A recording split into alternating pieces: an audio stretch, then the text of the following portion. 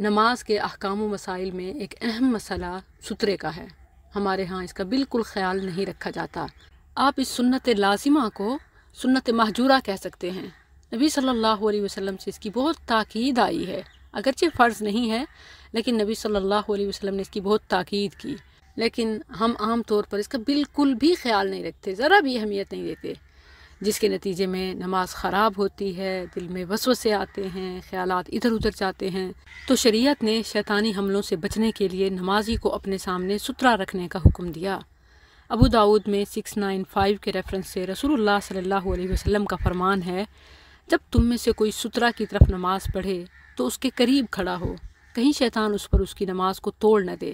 یعنی سترا بھی زیادہ دور نہیں، بس آدمی کے اپنے جائے نماز کے حساب سے ہی ہونا چاہیے اور قریب تر رکھنا چاہیے، اور اس میں کسی قسم کی کوتاہی نہیں کرنی چاہیے۔ سترا کس کس چیز کو بنا سکتے ہیں؟ کسی ایسی لاٹھی کو، سٹک، دیوار، ستون، درخت یا کوئی بھی ایسی چیز جس کو کھڑا کیا جا سکے، آڑ بننے والی چیز کو بنایا جا سکتا ہے۔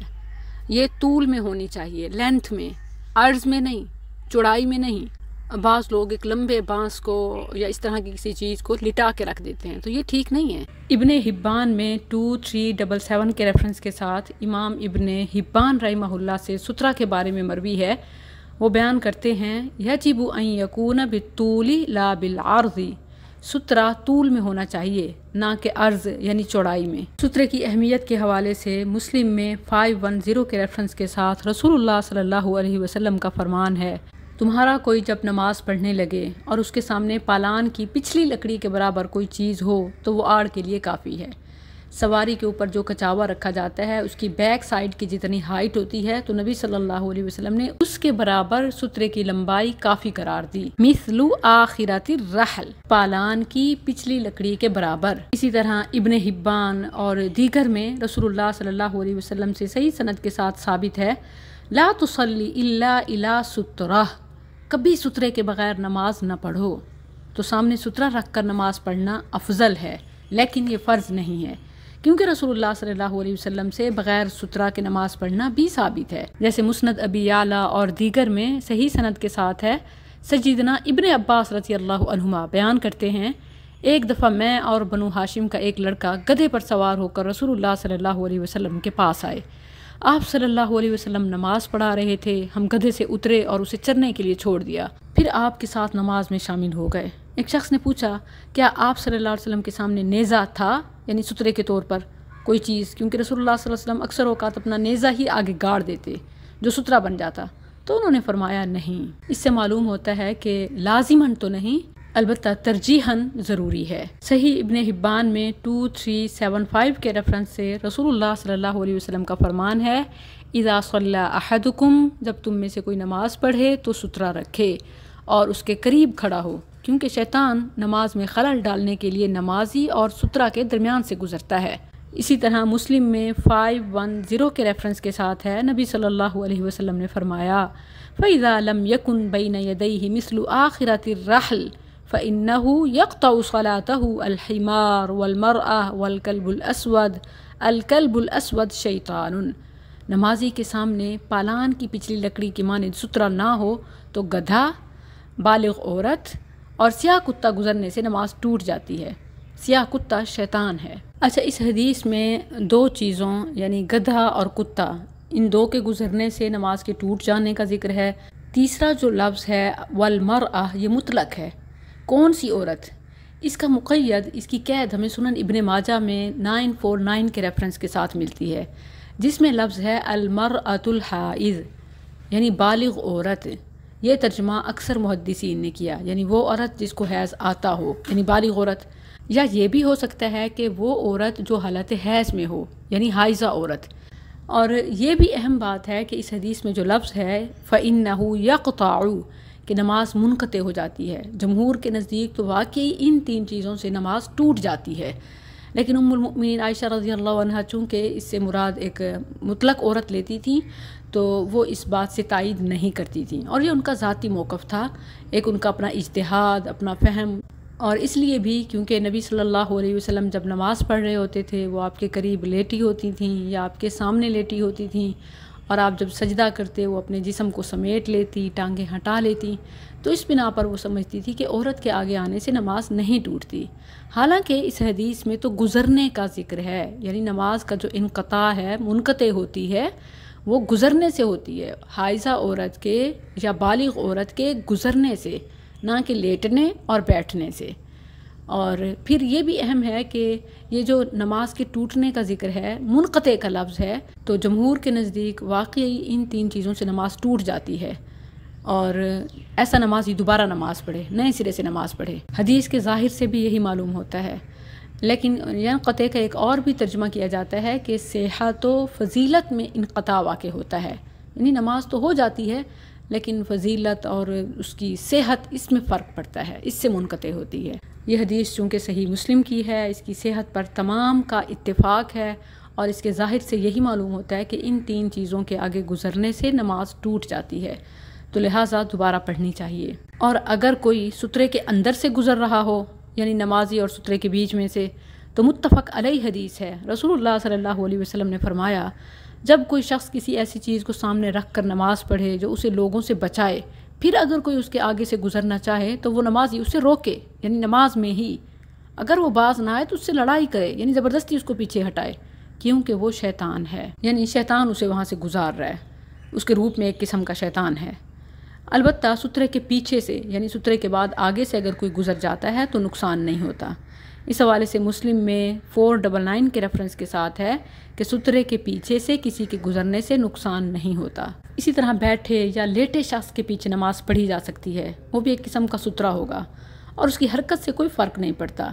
جیسے سیدہ عائشہ رضی اللہ عنہا لیٹی ہوئی تھیں، رسول اللہ صلی اللہ علیہ وسلم نے ان کے پیچھے نماز ادا کی، اور جب آپ سجدہ کرتے تو وہ اپنے ٹانگیں، اپنے پاؤں سمیٹ لیتی، پیچھے ہو جاتی۔ یہ بھی متفق علیہ حوالہ ہے۔ بعض لوگ کوئی لکیر وغیرہ کھینچ لیتے ہیں یا پتلی سی رسی ایسی کوئی چیز رکھ لیتے ہیں اور ضعیف روایت کا حوالہ پیش کرتے ہیں، تو اس کا کوئی اعتبار نہیں ہے، محققین نے اسے ضعیف قرار دیا ہے، تو یہ سترہ ٹھیک نہیں ہے، کیونکہ وہ سترے کے معیار کو ہی نہیں پہنچتا۔ اگر مسجد میں نماز پڑھ رہے ہیں یا کسی ایسی جگہ کے آگے دیوار یا ستون ہے تو اسے سترہ بنایا جا سکتا ہے، جیسا کہ متفق علیہ احادیث ہیں۔ بعض لوگ سترے کو اہمیت نہیں دیتے اور درمیان میں ہی کہیں نماز شروع کر دیتے ہیں۔ لوگ اپنی ضرورت کے تحت آگے جب گزرتے ہیں تو اس سے نماز میں بہت ہی خلل واقع ہوتا ہے، تو کم از کم دیوار یا ستون یا کوئی بیٹھے ہوئے ہیں تو ان کے پیچھے اس حالت میں کھڑے ہو کے نماز شروع کر سکتے ہیں کہ انہیں تاکید کی جائے۔ جب تک نمازی کی نماز مکمل نہیں ہوتی وہ اٹھ کر جا نہیں سکتے، کیونکہ وہ اس کے لیے سترہ بنے ہوئے ہیں،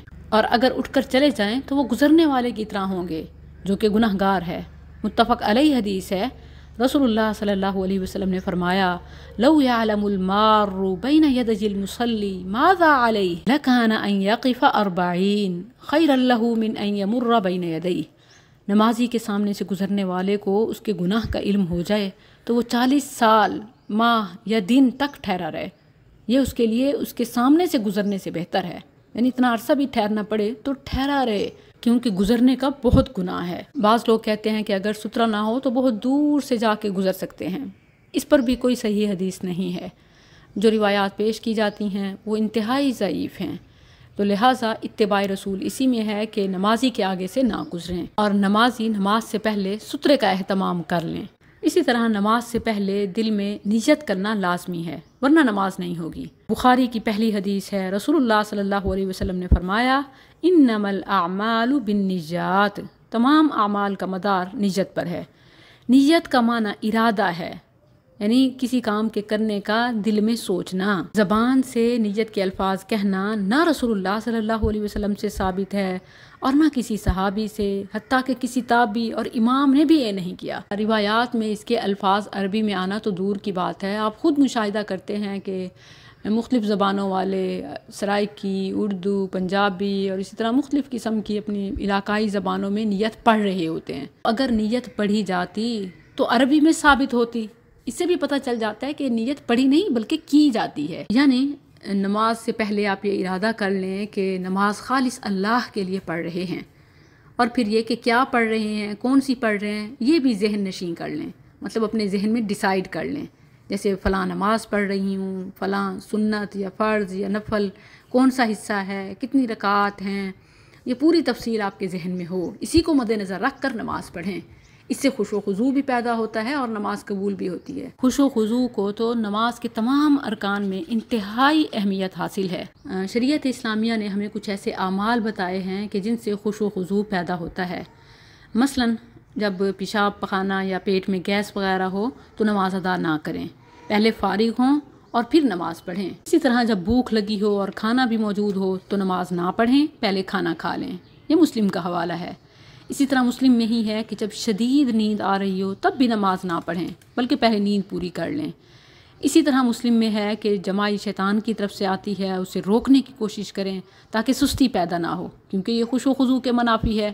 بخاری میں ہے کہ ایسا لباس پہن کر یا ایسی جگہ اور مصلی پر نماز نہ پڑھیں جس کی طرف دھیان جانے کا خطرہ ہو۔ ابو داؤد میں ہے کہ باتیں کرنے والے لوگوں کے قریب نماز نہ پڑھیں، اس سے تو رکعت تک بھول جاتی ہیں، خشوع و خضوع تو دور کی بات ہے۔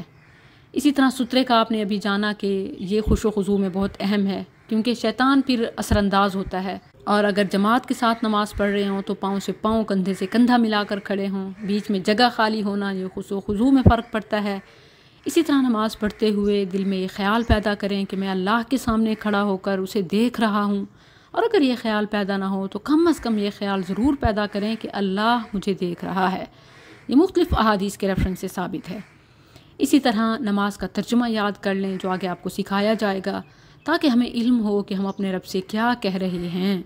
اسی وجہ سے نشے اور نیند کی حالت میں بھی نماز سے دور رہنے کا حکم ہے، کیونکہ انسان کو معلوم نہیں ہوتا کہ وہ کیا کہہ رہا ہے۔ بخاری میں ہے کہ نماز میں ادھر ادھر ہرگز نہ جھانکیں، اس سے شیطان نمازی کا خیال دوسری طرف لگا دیتا ہے۔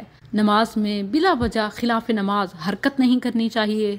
نماز کے دوران میں وسوسے اور خیالات آئیں تو اعوذ باللہ پڑھ کر بائیں طرف تھونک دیں، نماز میں ہی۔ جی ہاں، یہ نماز میں جائز ہے۔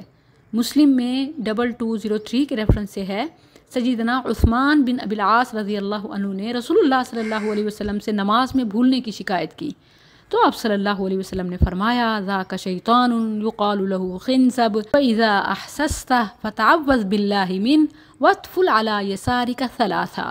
یہ شیطان ایسا کرتا ہے، اس کو خنزب کہا جاتا ہے۔ جب تو ایسا محسوس کرے تو اعوذ باللہ پڑھ اور بائیں طرف 3 بار تھوک دے۔ بعض لوگ نماز میں خشوع و خضوع پیدا کرنے کے لیے آنکھیں بند کر لیتے ہیں، یہ خلاف سنت ہے۔ رسول اللہ صلی اللہ علیہ وسلم نماز میں آنکھیں کھول کر رکھتے تھے۔ نماز میں سر کو جھکا لینا چاہیے، جس کا مرکز سجدے والی جگہ بنتی ہے، اور حالت تشہد میں دائیں ہاتھ کی شہادت والی انگلی پر نظر رکھنی چاہیے۔ صلی اللہ علیہ وسلم نے ادھر ادھر دیکھنے سے منع کرتے ہوئے فرمایا کہ یہ تو شیطان کی جھپٹ ہے جو وہ آدمی کی نماز پر مارتا ہے۔ فوراً ہی انسان کا خیال شیطان کی طرف چلا جاتا ہے اور نماز سے توجہ ہٹ جاتی ہے۔ نماز میں آسمان کی طرف دیکھنا تک جائز نہیں ہے، اس سے نظر تک ختم ہونے کا خطرہ ہے۔